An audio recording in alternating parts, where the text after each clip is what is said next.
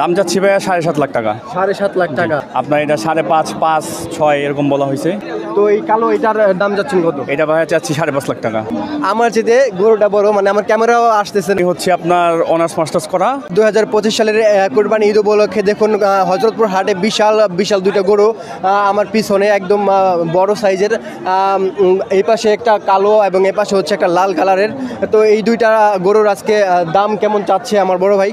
তো বড় ভাই কেমন আছেন? আসসালামু আলাইকুম। আলহামদুলিল্লাহ ভালো আছি, আপনি কেমন আছেন? আছি আলহামদুলিল্লাহ। ভাই গরু কয়টা আনছেন আপনি? গরু দুইটাই আনছি। এই দুইটা বড় দুইটাই তো আপনার? জি। তো এই প্রথমে যেটা এই গরুটা লাল কালার এবং কালো কালার মিক্স, ঠিক আছে, এটা কত ওজন আছে? এটা আছে আপনার 720 কেজি। 720 কেজি। যদি মনে হিসাব করে কত মন মাংস হবে?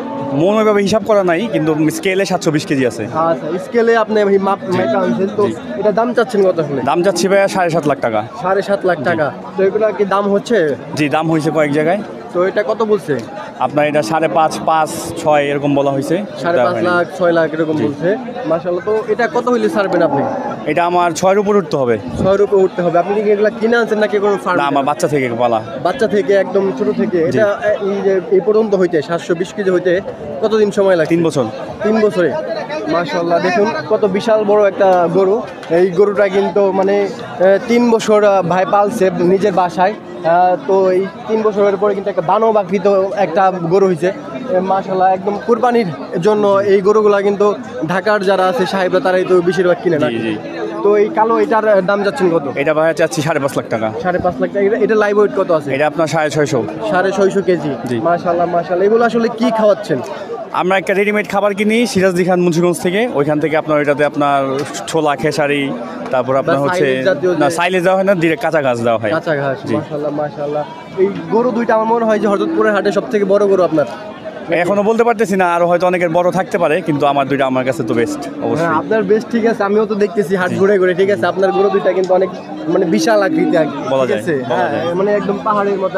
আমি যদি একটা গরুর সামনে দাঁড়াই, দেখুন আমার চেয়ে কিন্তু গরু বড়। হ্যাঁ, আমার চেয়ে গরুটা বড়, মানে আমার ক্যামেরাও আসতেছে না, ঠিক আছে, এত বড় গরু।